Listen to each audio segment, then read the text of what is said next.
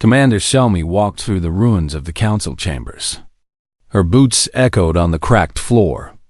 Dust floated in the air, lit by beams of sunlight that came through holes in the ceiling. She was 40 years old, a career soldier who had joined the military long before the war. She had seen the best and worst of humanity during the long years of fighting. She had watched friends die. She had killed enemies without counting. She had done things that would haunt her dreams forever. Now it was over. The war was won. Behind her walked a small group of officers, both human and alien. The aliens were representatives of species that had surrendered to Earth, hoping for mercy. They watched Somi with nervous eyes, waiting to see what the humans would do next. Somi stopped in the center of the chamber, where the council had once sat in judgment over the galaxy. The chairs were broken now, the walls cracked and burned. Everything the council had built lay in ruins. She took a deep breath and pulled out the flag of Earth. It was a simple design, a blue circle on a white background, representing the planet that had given birth to humanity. She had carried it through 100 battles. Now she would plant it here, in the heart of the enemy's power. "Commander," one of her officers said, "the media drones are ready." Somi nodded. Every screen on every world in the galaxy would show what happened next. Billions of beings would watch as humanity claimed its victory. She climbed onto the raised platform where the High Counselor's chair had once stood. She held the flag high and pushed its pole into a crack in the stone floor. The fabric unfolded and hung still in the quiet air. "People of the galaxy," Somi said, her voice strong and clear. "I am Commander Somi of Earth. I speak to you from the council chambers, the place where our ambassador was murdered 6 years ago." She paused, looking into the floating camera drones. "The council is gone. Their fleets are destroyed. Their leaders are prisoners. The war they started is over, and humanity has won." Across the galaxy, beings of every species watched in silence.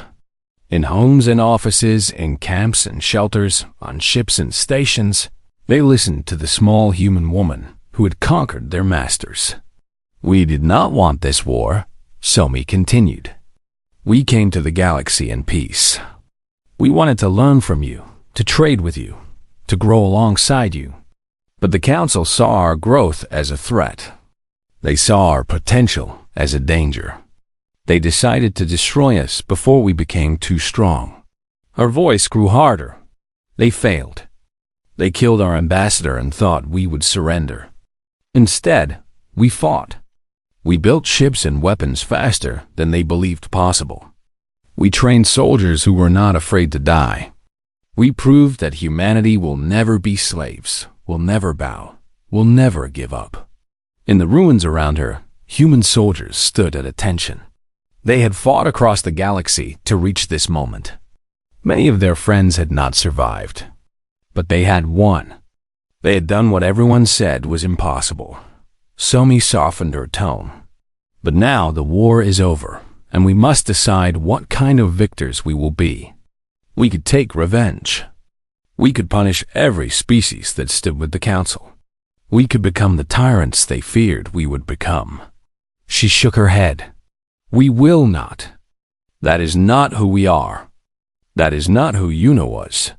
At the mention of that name, something changed in the room. The human soldiers stood straighter. The alien representatives looked at each other in confusion. "Ambassador Yuna believed in peace," Somi said. "She died believing that humans and aliens could live together in friendship. She was wrong about the council, but she was not wrong about the possibility of peace. We fought this war to survive. We will win the peace to honor her memory." She gestured to the alien representatives. "These beings have surrendered to Earth. They fear what we will do to them. They expect slavery, punishment, death. They do not understand humans." She turned to face them directly. "You are not our prisoners. You are not our slaves. You are citizens of a new galactic order, one where every species has rights and freedoms. You will help us build this order. You will have a voice in how the galaxy is governed. The only rule is simple. Never attack a peaceful species. Never kill an innocent person. Never start a war of conquest. She turned back to the cameras. This is humanity's message to the galaxy. We do not seek power over others. We do not want to rule. We want only to live free and let others live free. But if anyone threatens that freedom, if anyone attacks our people or our friends, they will learn what the council learned. Her voice dropped to nearly a whisper, but somehow it carried even stronger. Never kill a human. She stepped down from the platform. The ceremony was over. The message was sent. Now the real work would begin. On Earth, the celebrations lasted for days. People danced in the streets.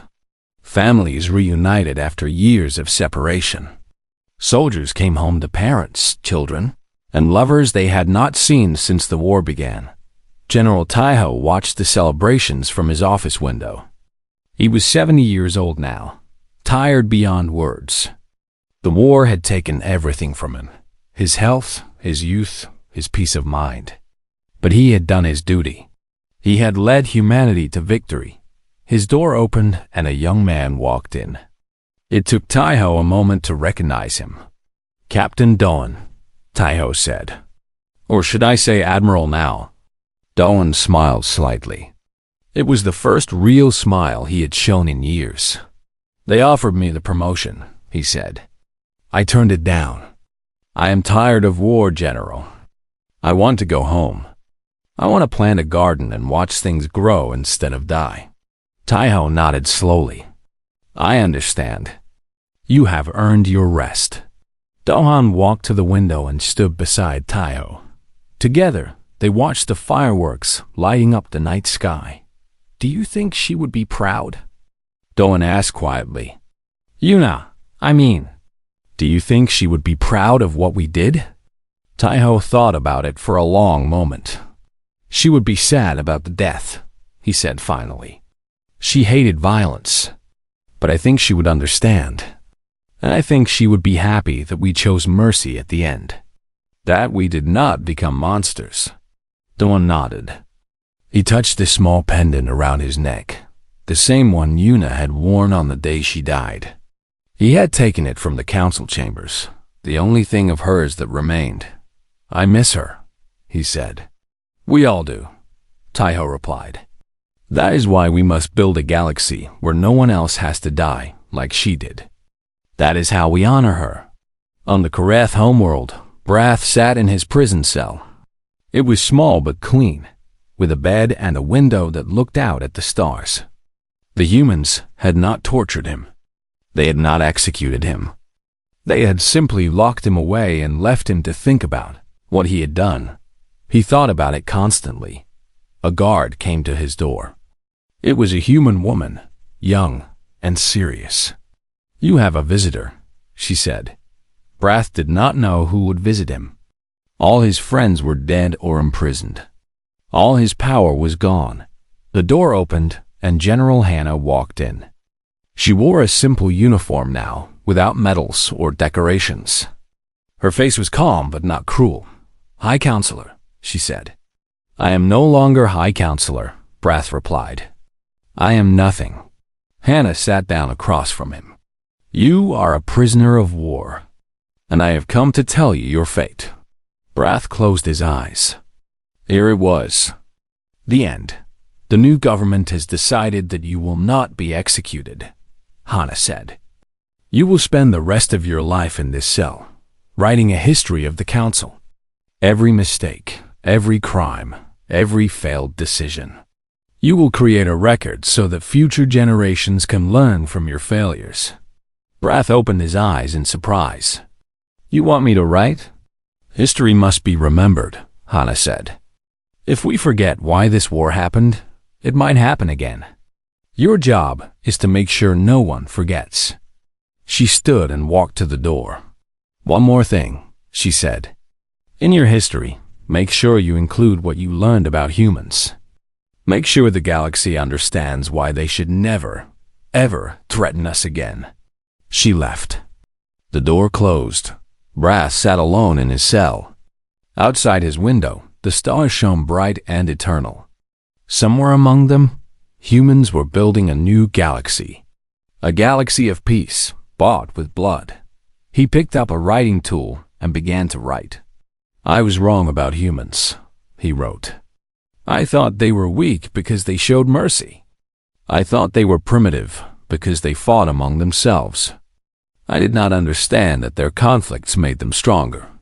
I did not understand that their mercy was a choice, not a weakness." He paused, remembering Yuna's face. "I killed a human named Yuna because I was afraid of what her species might become. In doing so, I created the very monster I feared. The lesson is simple. Do not start wars you cannot win. And against humans, there is no war you can win." He wrote through the night, the words flowing like water.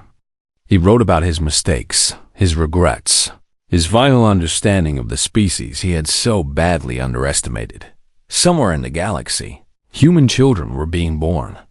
They would grow up in a universe where Earth was not prey but protector. They would never know the fear their parents had felt. They would only know that their species had faced extinction and chosen survival. And they would remember Yuna, the woman who died for peace, whose death gave birth to the greatest war the galaxy had ever seen, and whose memory ensured that such a war would never need to happen again. Earth had chosen total war. And in winning, it had chosen something greater. It had chosen to be worthy of the stars. 3 years had passed since the first battle at Karth. 3 years of blood. 3 years of fire. 3 years of death on a scale the galaxy had never seen. Admiral Jiho stood on the bridge of his new flagship, the Vengeance. It was twice the size of the Unity, armed with weapons that could crack planets. Around him floated the largest human fleet ever assembled, 40,000 warships, carrying millions of soldiers. Below them was the Korath homeworld, the heart of the enemy's power. The Council's last great fleet defended it, 12,000 ships arranged in perfect formation. Jiho looked at the enemy and felt nothing. Not fear, not excitement, not even anger anymore. The war had burned all of that away. Only duty remained. "All ships, report status," he ordered. One by one, the fleet commanders responded. They were ready. They had been ready for years. In one of the smaller ships, Dohan waited with his squadron. He was no longer a lieutenant. He was a captain now, leader of the Ghost Squadron, the most feared unit in the human fleet. His kill count was over 500 enemy ships. The aliens called him the Death Shadow. His face had changed over the years. The young man who had cried for his sister was gone. In his place was something harder, something colder. A weapon shaped like a man. "Captain, enemy fleet is moving," his second-in-command reported. Her name was Yunji, and she was almost as deadly as Dohan. "Let them come," Dohan said. "Stay in formation. Wait for the Admiral's signal." The Council fleet advanced slowly, carefully. They had learned from their defeats. They no longer underestimated humans. They knew that every human ship was piloted by someone who was not afraid to die. High Councilor Brath watched from the surface of the Korath homeworld. He was old now, older than he had ever expected to be. The war had aged him. The war had taken everything from him. He remembered the day he had ordered Yuna's execution. He had been so sure it was the right choice. Kill one human to frighten the rest. Simple, clean, effective. He had been so wrong. The humans had not surrendered. They had not begged for mercy. They had built a fleet that made the councils look like toys. They had conquered world after world, system after system. They had pushed the council back to its homeworlds. Now they were here. At the end, "Send them a message," Brath said to his officers. "Tell them we wish to negotiate." "Sir?" One of the officers asked in surprise. "Do it." The message went out. Jiho received it on the bridge of the Vengeance. He read it once, then read it again. "The council wants to talk," he said. His officers looked at each other. After 3 years of war, after millions dead, the enemy wanted to talk. "What is your response, sir?" asked his first officer. Jiho thought about it. He thought about all the battles, all the friends he had lost, all the pain and sacrifice. He thought about Yuna, who believed in peace, who had tried to talk instead of fight. The council had killed her for it. "Tell them this," Jiho said. "We did not start this war. We did not want this war. We came to you with open hands, and you answered with murder. Now you ask for mercy? Now you want to negotiate?" He paused, his voice growing cold. "The time for talk was before you killed our ambassador. The time for mercy was before you tried to enslave our species. You had your chance. You chose war. Now you will live with the consequences." He turned to his weapons officer. "All ships, open fire." The battle began. Human weapons filled the space between the fleets. The new cannons, developed in secret during the war, fired shots that moved faster than light. By the time the council ships saw them coming, they were already dead. The council fought back with everything they had. Their weapons were still powerful, still deadly. Human ships exploded. Human soldiers died. But for every human ship lost, 10 council ships fell. Dolan led his squadron into the heart of the enemy formation. He moved through the chaos like he was dancing, dodging fire that should have killed him, destroying ships that never saw him coming. "This is Death Shadow," he reported. "Enemy command structure identified. Moving to eliminate." "Confirmed," Jiho responded. "All units support Captain Dahan's attack." The Ghost Squadron punched through the enemy lines. Behind them, the main fleet followed, pouring fire into the gap they had created. On the council flagship, Admiral Vorn tried to hold his fleet together. He was Metairie, a being of pure energy, and he had fought 1,000 battles over his long life. He had never lost. Today would be his first defeat, and his last. "Focus all fire on the human command ship," he ordered, but it was too late. The human fleet had surrounded them. There was nowhere to run, nowhere to hide. Dahan's ship appeared directly in front of Vorn's flagship. For a moment, the two commanders looked at each other through their screens. The alien of light and the human of flesh.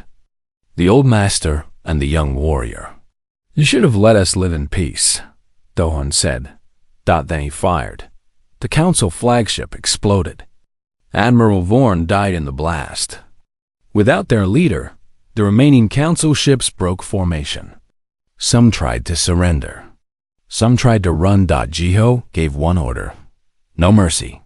On the surface of the Korath homeworld, Brath watched his fleet die. The sky above him was filled with fire as burning ships fell like rain. The war was over. The council had lost. His officers ran around him in panic, but Brath stood still. He felt strangely calm. Perhaps this was what he deserved. Perhaps this was justice. A young officer ran up to him. "High Counselor, we must evacuate. The humans are landing troops." "Where would we go?" Brath asked. "The humans control everything. Every system. Every world. There is nowhere left to run. Then what do we do?" Brath looked up at the burning sky. "We wait. We accept our fate. We pay for what we have done." Human dropships landed across the planet. Marines poured out, led by General Hannah. She was a legend now. The soldier who had never lost a battle. The woman who had conquered more worlds than anyone in history. She walked through the streets of the Dion's council capital with her troops behind her. The aliens around her did not fight. They just watched, their eyes full of fear and resignation. Finally, she reached the council building. The great hall where Yuna had died. She stood in the doorway and looked at the black stone floor, still stained with old blood. "Clear the building," she ordered. "Bring me the High Counselor." Her soldiers moved through the hall, rounding up the remaining council members. One by one, they were brought before Hana and forced to their knees. Brath was the last. He walked slowly, his forearms hanging at his sides, his gray face showing no emotion. Hana stood in front of him. She was not tall, but in that moment, she seemed to tower over the old alien. "High Counselor Brath," she said. "6 years ago, you stood in this hall and ordered the death of Ambassador Yuna. Do you remember?" "I remember," Brath said. "You called it a message. You said Earth needed to learn its place." Hana stepped closer. "Did we learn, Counselor? Did we learn our place?" Brath looked at the human soldiers around him, at the burning city outside, at the fallen empire he had once ruled. "I was wrong," he said quietly. "I thought fear would control you. I did not understand that for humans, fear is just fuel for the fire." Hana nodded slowly. "Yes, you were wrong.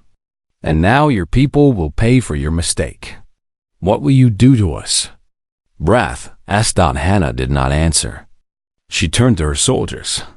"Secure the prisoners. The Admiral will decide their fate."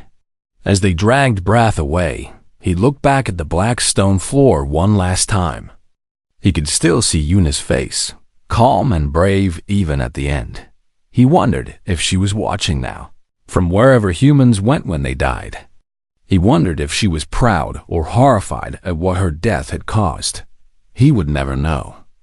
The Council had fallen. The war was almost over. But for humanity, a new chapter was just beginning. General Taiho had served Earth for 30 years. He had gray hair and a face full of scars from battles long past. He had seen war. He had seen death. He had hoped he would never see either again. Now he stood in the war room beneath the mountains of Korea. Around him, screens showed feeds from every major city on Earth. People filled the streets everywhere. They were not rioting. They were not panicking. They were waiting. They were waiting to be told what to do. The leaders of Earth's nations appeared on the main screen. Presidents, prime ministers, chancellors, and kings. They had been arguing with each other for decades about trade, borders, and old grudges. Now their faces all showed the same expression: rage. Cold, patient rage. The President of the United Nations spoke first. Her name was Ji-won, and she was 70 years old. Her white hair was pulled back tight, and her eyes were sharp as knives. "We have all seen what happened," she said. "The Council executed our ambassador. They killed Yuna in front of the entire galaxy. They want us to be afraid. They want us to surrender. What are our options?" asked the leader of the European Federation. General Taiho stepped forward. All eyes turned to him. "Our current fleet consists of 200 warships," he said. "The Council has over 10,000. Our weapons are weaker. Our shields are thinner. Our ships are slower. By every measure, we cannot win a direct war." "Then we surrender?" someone asked. Taiho's eyes grew hard. "No, we changed the rules." He pressed a button, and new images appeared on the screens. Factory plans, weapon designs, ship blueprints that had never been built. "For 50 years, Earth has limited itself," Taiho explained. "We did not want to scare the galaxy. We kept our best weapons hidden. We pretended to be weak so the aliens would not see us as a threat. That time is over." Ji-won leaned forward. "What are you proposing, General?" "Total conversion," Taiho said. "Every factory on Earth stops making consumer goods. Cars, phones, toys, all of it ends today. Instead, we build ships. We build weapons. We build the fleet that will make the Council regret what they did." "How long?" Ji-won asked. 5 years to match their numbers. 10 years to surpass them. The room fell silent. 5 years of sacrifice. 5 years of nothing but war production. It would be hard. It would be painful. Many would suffer. Then the leader of China spoke. My country stands with Earth. We will convert our factories by the end of the week. As will Russia, said another voice. And America, and India, and Brazil. One by one, every nation agreed. Old enemies stood together. Countries that had threatened nuclear war against each other a century ago now spoke as brothers and sisters. The council had wanted to divide humanity. Instead, they had united it. G1 nodded slowly. Then it is decided. From this moment, Earth is at war. Far across the planet, Doan arrived at the military base. It was chaos, but organized chaos. Pilots ran to their ships. Mechanics worked through the night. The sound of engines filled the air. His commander, a woman named Soman, met him at the gate. She was 40 years old, tall and strong, with short black hair and eyes that missed nothing. You are Yuna's brother, she said. It was not a question. Yes. Soman put her hand on his shoulder. I am sorry for your loss. She was brave until the end. Doan felt the pain twist in his chest, but he pushed it down. I want to fight. I want to make them pay. You will, Soman said. But not today. Today, you train. Tomorrow, you train more. When the time comes, you will be ready. She led him into the base. Inside, he saw other pilots, young and old, all with the same look in their eyes. The same fire. The same hunger for revenge. The council thinks we are primitive, Soman said as they walked. They think their technology makes them superior. They are wrong. Technology can be learned. Technology can be stolen. Technology can be improved. What cannot be taught is the will to fight. She stopped in front of a large hangar. Inside, Doan saw ships unlike anything he had ever flown. They were black and sharp, built for speed and death. The Ghost class, Soman said. Hidden from the galaxy for 20 years. Faster than anything the Council has. Armed with weapons they have never seen. You will learn to fly these ships. You will become the best pilot in the fleet. And when the war begins, you will be the first one through the enemy lines. Doan stared at the ships. They were beautiful and terrifying at the same time. When do we start? He asked. Soman smiled. It was not a happy smile. It was the smile of a predator. Now, the months passed. Earth transformed. Cities that had been full of music and laughter became quiet and focused. Every person had a job. Children learned to make bandages. Old people worked in supply offices. Farmers grew food for soldiers. Factory workers built weapons day and night. The economy collapsed and was rebuilt around one purpose: war. Money lost its meaning. People worked not for pay, but for survival. For revenge. For YUN, a dot in space, Earth's small fleet patrolled the border of human territory. They watched the council ships on the other side, waiting. The aliens did not attack. They thought Earth would give up. They thought hunger and hardship would break human spirit. They did not understand humans at all. General Taiho worked without rest. He ate at his desk. He slept on a cot in his office. He planned every detail of the coming war. He studied council tactics. He found their weaknesses. He built strategies to exploit them. His staff worried about him. Sir, you need to rest, they said. Rest is for peacetime, he answered. We are not at peace. On the anniversary of Yuna's death, Earth held no celebration. Instead, they held a moment of silence. Every human everywhere stopped what they were doing for 1 minute. They remembered the woman who died with courage. They remembered her final words. Do not give up. Do not bow. Remember who we are. Then the minute ended, and they went back to work. Building, training, preparing. At the pilot base, Dawn had become the best. He flew the ghost ship like it was part of his body. He could hit targets that others could not see. He could dodge attacks that others could not avoid. The instructors called him a natural. The other pilots called him the Shadow. But when he was alone, he still thought of Yuna. He still saw her face in his dreams. He still heard the sound of the weapon firing, the sound of her body falling. The pain never went away. He just learned to use it. On the last day of the 5th year, General Taiho called a meeting of all commanders. They gathered in the war room, hundreds of them, from every nation on Earth. 5 years ago, the council killed one of us, Taiho said. They thought it would make us weak. Instead, it made us strong. They thought it would make us afraid. Instead, it made us angry. They thought they knew humans. They were wrong. He pressed a button. A map of the galaxy appeared, with human space shown in blue and council space shown in red.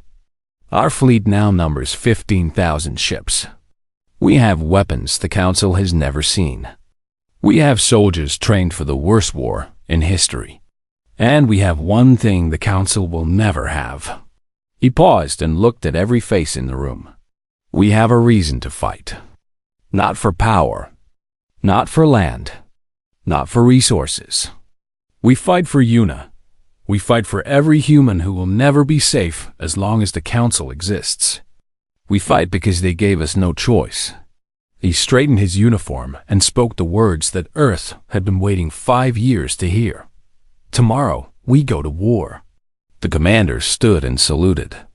In their eyes burned the same fire that had started on the day Yuna died. A fire that had only grown stronger with time. Earth was ready. The council had no idea what was coming. The Great Hall of the Galactic Council was built to make visitors feel small. Its ceiling stretched so high that clouds formed near the top.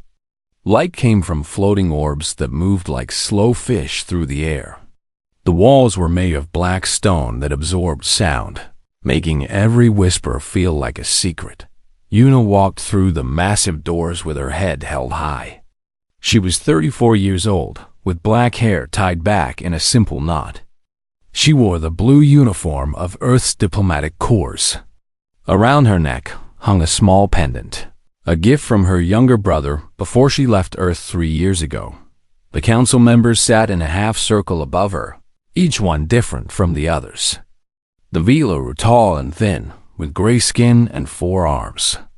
The Korath were short and covered in brown fur, their eyes large and always watching. The Mechari had no bodies at all, just floating spheres of blue light that pulsed when they spoke. There were 12 species in total, and they had ruled the galaxy for 10,000 years. High Counselor Brath sat in the center. He was Velar, older than most, with deep lines on his gray face. His 4 hands rested on the arms of his chair. When he spoke, his voice filled the hole without effort. Ambassador Yuna of Earth, he said. You stand before this council to answer for your species. Yuna felt her heart beat faster, but she kept her face calm. She had trained for moments like this. She had spent years learning alien languages, customs, and laws. She believed in peace. She believed that words could solve any problem. I am honored to speak with the council, she said. Earth comes in friendship. We wish only to learn and to share. A sound came from the Korath section. It might have been laughter. The Korath ambassador, a female named Pyrrha, leaned forward. Her fur bristled with anger. Friendship? Pyrrha said. Your species has been in space for only 200 years. In that time, you have spread to 40 worlds. 40! No species has ever grown so fast. We are curious, Yuna said. We explore. We build. This is our nature. Your nature is dangerous, said one of the Mechari, its blue light flashing. We have studied your history. War after war. Violence without end. You cannot even live in peace with yourselves. Yuna had heard these arguments before. Every meeting, every negotiation, came back to the same point. The aliens were afraid of humans. They feared what humanity might become. We have changed, Yuna said. Earth is united now. We have not had a major war in over a century. We have learned from our mistakes.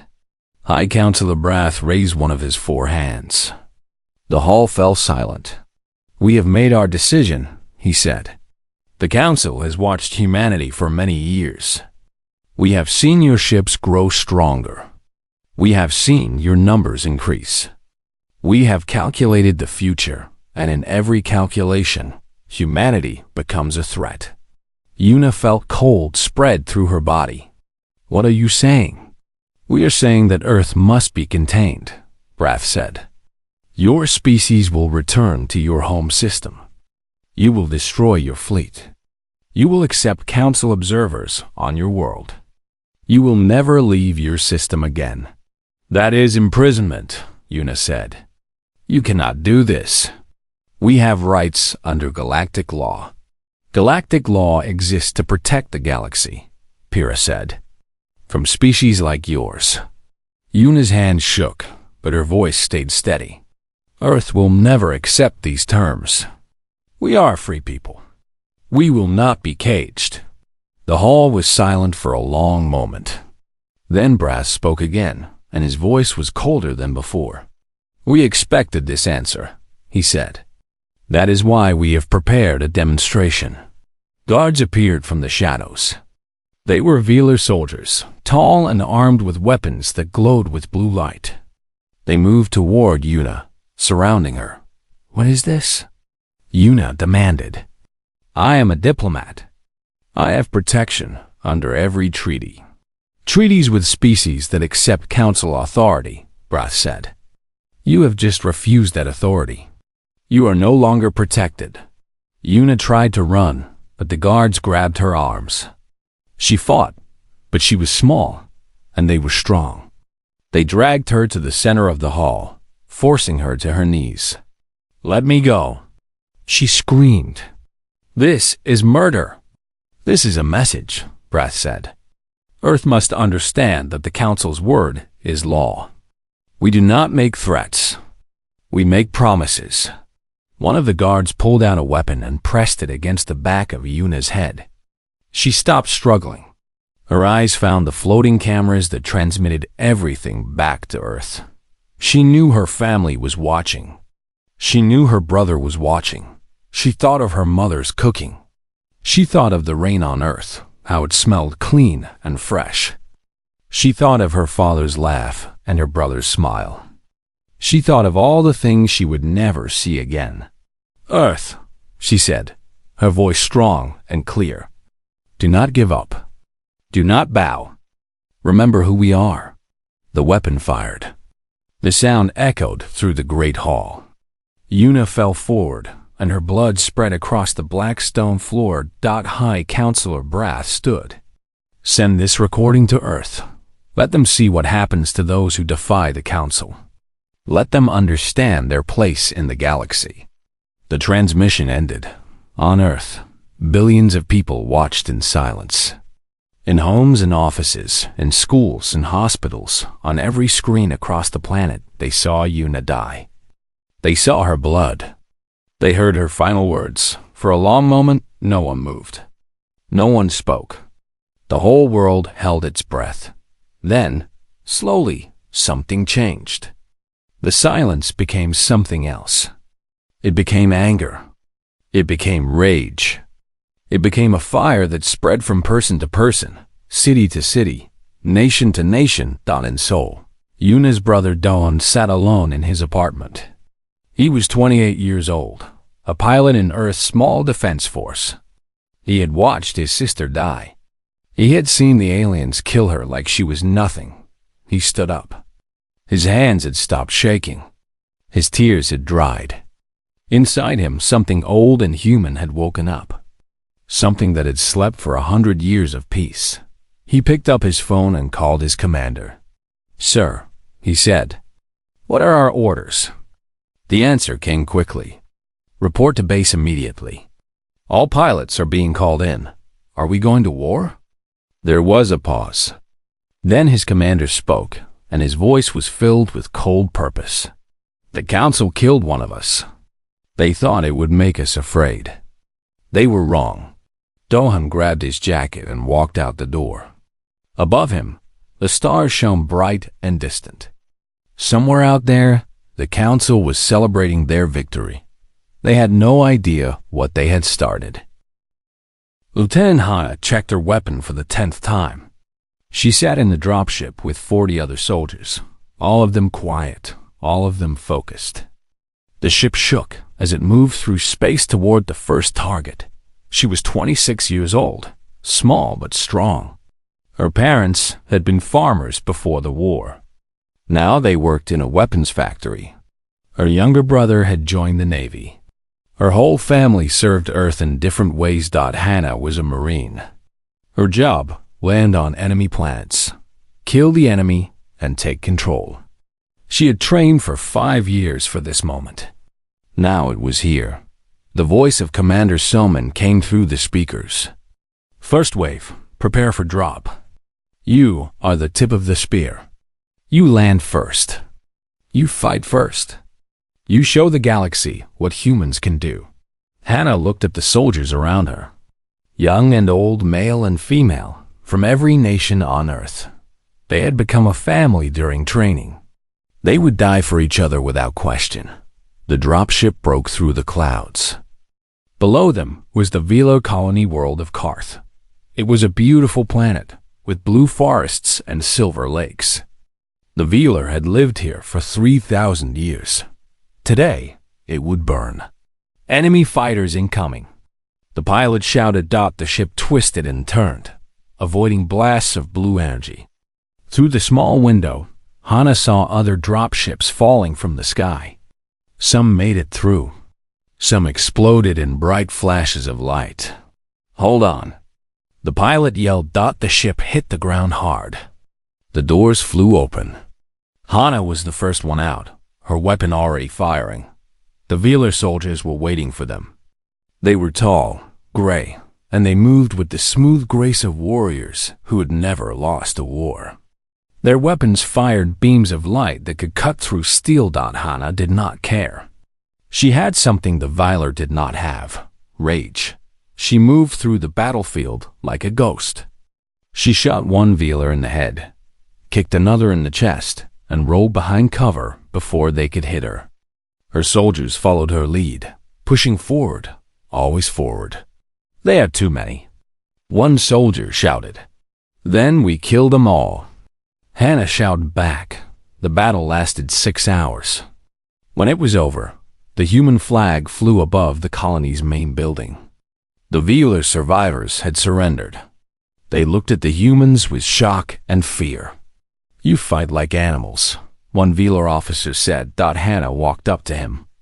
Her armor was covered in blood, some of it her own. Her eyes were cold and hard. "Your council killed one of us," she said. "Did you think we would forgive? Did you think we would forget?" The officer had no answer. In space above Karth, the main battle was just beginning. Admiral Jiho commanded the human fleet from the bridge of the battleship Unity. He was 50 years old, calm and patient, with a mind that could see 10 moves ahead. The council fleet outnumbered them 3-1. It did not matter. "All ships, execute pattern Delta," Jiho ordered. The human ships moved in ways the council had never seen. They split into small groups, attacked from every direction at once, and then disappeared before the enemy could respond. They used asteroids for cover. They used the planet's gravity to increase their speed. They fought like wolves hunting a much larger animal. The council commander, a Korath named Vex, watched his ships die one by one. He could not understand what was happening. His ships were better. His weapons were stronger. How were the humans winning? "Focus fire on their command ship," Vex ordered. 100 council ships turned their weapons toward the Unity. Energy beams filled the space around Jiho's ship. Shields at 40%, someone reported. Hold course, Jiho said calmly. Sir, we cannot survive another wave. We do not need to. At that moment, Dohan led his squadron of ghost ships through the enemy formation. They had been hiding in the shadow of a moon, waiting for this exact moment. Now they struck like lightning. The ghost ships were faster than anything the Council had. Their weapons fired shots that passed through shields like they were not there. Dohan alone destroyed 12 enemy ships in 3 minutes. This is Shadow, he said into his radio. Enemy command ship is exposed. Take the shot, Jiho ordered. Dohan flew straight toward Vex's command ship. Enemy fire filled the space around him, but he did not slow down. He did not turn. He flew through the storm of death like it was nothing. At the last moment, he fired all his weapons at once. The shots hit the command ship's weak point, a flaw in the design that human spies had discovered years ago. The ship exploded in a ball of white fire. Without their commander, the Council fleet fell into chaos. Ships crashed into each other. Some tried to run. None escaped. When the battle ended, Jiho looked out at the wreckage. Thousands of Council ships drifted dead in space. The human fleet had lost only 300. Send the message to Earth, he said. First battle, victory. The news reached Earth within hours. People gathered in the streets to celebrate. They cheered. They cried. They hugged strangers. After 5 years of sacrifice, the war had finally begun, and they were winning. General Taiho did not celebrate. He stood in his war room, studying the reports. This was one battle, he said to his staff. The Council has many more fleets, many more worlds. We have hurt them, but we have not broken them. What is our next move? Asked one of his officers. Taiho pointed to a cluster of stars on the map. The Korath home system. Their main shipyards are there. If we destroy them, the Council loses their ability to replace what they have lost. That will take everything we have. Then we give everything we have. On Karth, Hana helped with the occupation. The Velar civilians were scared but unharmed. Human soldiers gave them food and water. They set up medical stations to help the wounded. An old Velar woman approached Hana. Her gray skin was wrinkled with age, and her 4 hands shook as she walked. Why? The old woman asked.